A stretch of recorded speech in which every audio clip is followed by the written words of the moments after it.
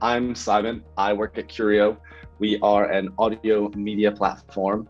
You can find us on the web and on iOS. And what we do is we turn journalism into opportunities for inspiration and self-growth. So we curate articles from a host of top-tier publications like the FT, The Economist, Vox Media, and from individual thinkers and thought leaders as well, like Nir Eyal or Anne Helen Peterson. And we turn those into short audio stories that you can listen to on the go. So it sounds a bit like Audible meets Apple News meets your favorite magazine and long-form journalism. And as a chief of staff there, I get involved in a host of different initiatives.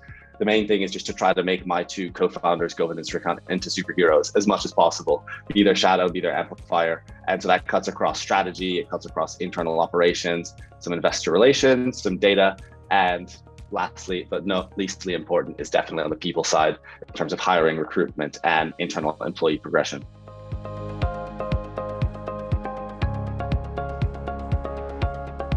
I am actually a huge introvert. I think being in a chief of staff role, having to engage with a lot of people pretty much every day in a role that's both communications and strategy means that a lot of time, you spend a lot of time speaking with everyone in the organization, a lot of calls, a lot of meetings, projecting a lot of energy, trying to be the amplifier of the CEO's messages.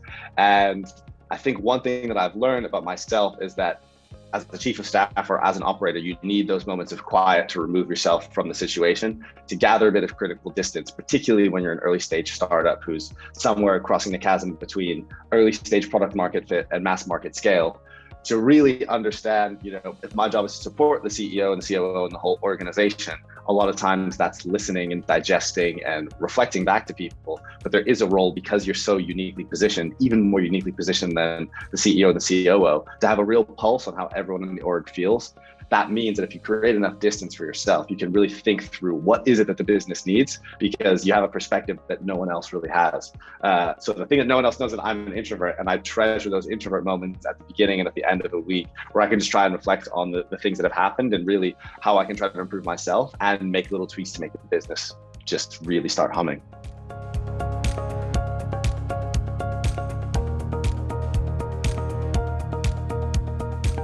I began my career in consulting as a very textbook, insecure, what others might call overachiever, but let's just call me insecure and highly motivated.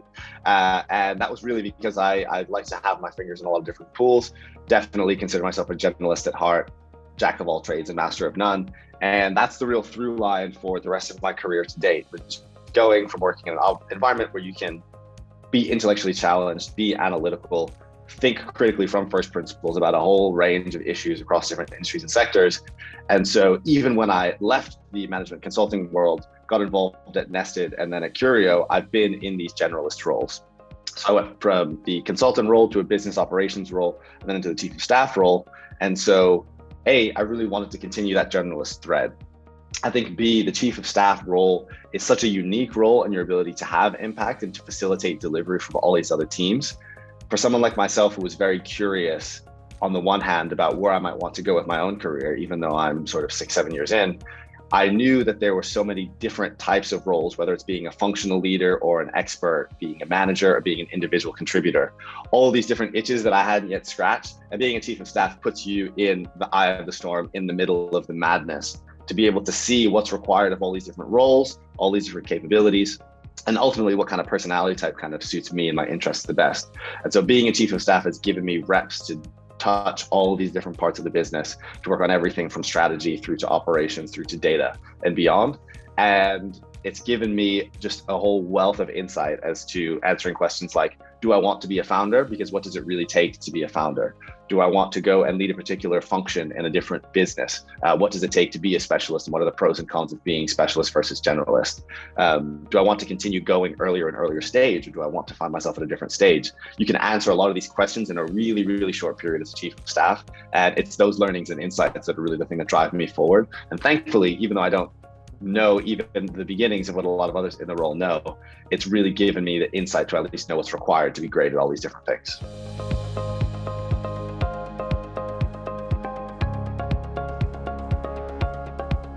So a typical day for me, no day is exactly the same. That's probably one of the most energizing parts of the role. But on average, the weeks start to look similar. So an average day, if I had to condense it, wake up, probably spend the beginning of the day processing some admin and looking at some of the business KPIs from some of our dashboards in our BI system, just to keep a pulse on if we've seen any spikes in traffic or subscriptions, etc. That gives me a good sense of where I should try to focus some of my time on the day, or if anything's gone awry that we need to jump on.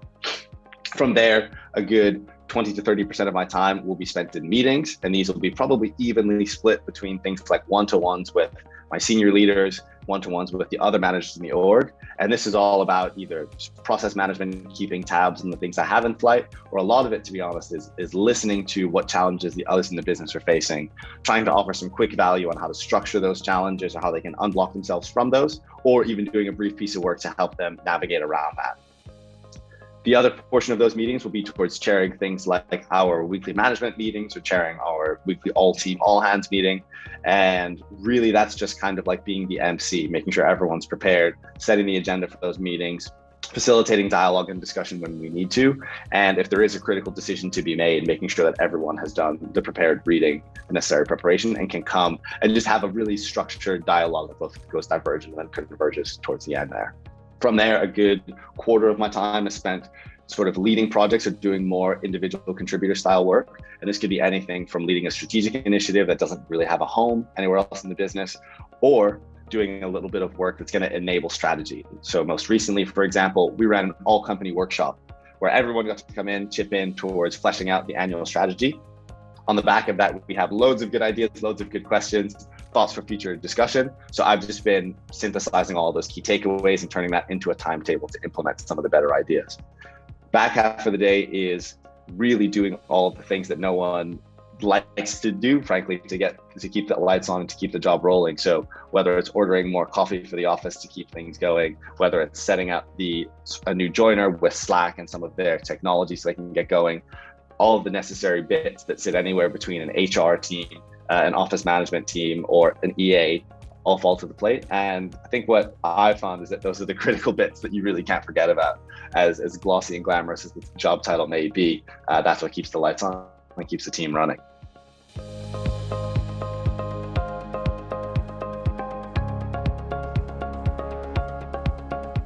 This is a question that I love, but I also struggle with sometimes, because what I found, and I by no means think that I have all of these or have nailed them, but having seen other successful chiefs of staff and knowing what's required, a chief of staff really needs to be a chameleon. You need to be a foil. I always think of the Bruce Lee quote where you need to be like water, right? You need to be many things to many people, and you need to be different things to different people in different moments. Above all, I think there are a couple core skills that if you don't have, it's going to be really challenging to do. One is you need to be a structured and strategic thinker. People from around the business, really intelligent people, are going to come to you with their problems, and a lot of times they're really thorny problems. It could be a challenging people problem. It could be a product question or an operational bottleneck. You need to be able to very quickly assess what's happening, what questions and information do I need in order to get to the bottom of that and either answer the question or help this person help themselves answer the question. And one of the ways you need to be able to do that is to simply have a structured approach to any type of problem. The second thing I'll say is you need to be an expert communicator. I spend the vast majority of my day writing emails or preparing presentations, or sometimes almost ghostwriting what the CEO might be preparing to present either to the board or to the rest of the company. And you need to be able to write in someone else's voice. You need to be able to be succinct. And you need to be able to do this very quickly, simply because so much of the role is going to be amplifying communications, both up, down, and across the organization. So you really need to be an expert communicator. The third thing I'll say is you need to be really great at building trusting relationships. And if there's one skill that I found is a superpower to doing this, it's being an active listener, and it's being a very empathetic listener. I've seen a lot of people who come in with great energy to roles like the chief of staff role. And so often when you have expertise or a lot of insight, you want to share that and be forthcoming. In actuality, what a lot of companies need and what a lot of chief of staffs can do to prepare themselves to be great is to ask the right questions, to solicit the right input from all of the other managers, ICs, and leaders in the organization. Because really your job as a facilitator is to bring the best out of everyone you work with. And one way to do that is by empowering everyone to solve their own problems. And most of the time, what somebody needs if they're facing a challenge is just someone to reflect that challenge back to them in a slightly different way. And so being a really active listener is the best way to build trust so that you get the information you need before it becomes these big fires. And in the process, you have a much better time because you know and like, trust, and enjoy the people around you while you're there. And then the last thing I'll say is it is very important to be organized. Again, this is not sexy, but it's sort of your job to keep track of as much as possible is happening in the organization and to make it as easy as possible for whoever you work for, your principal, to be able to react quickly and respond quickly and be proactive about it. So there's going to be a whole host of projects and initiatives that you may not have many touch points on, but people are going to look to you to tell them, hey, you know what, this feature, has that been released yet or not? This piece of analysis, have we completed that or not? We've been working on this version of an MVP. What's the latest status with that? Do we have any new sales projects? So in this case, again, you're not going to be responsible for it, but you'll need to keep tabs on it because that will just shortcut all of the time and efficiencies in the business. And again, it comes down to communication and being able to do that really, really succinctly.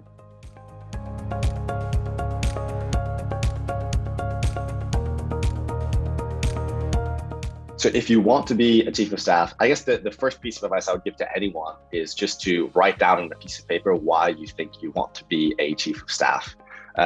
Just like I would say to anyone who thinks about wanting to be a founder, I would say, why is it that you want to be a founder?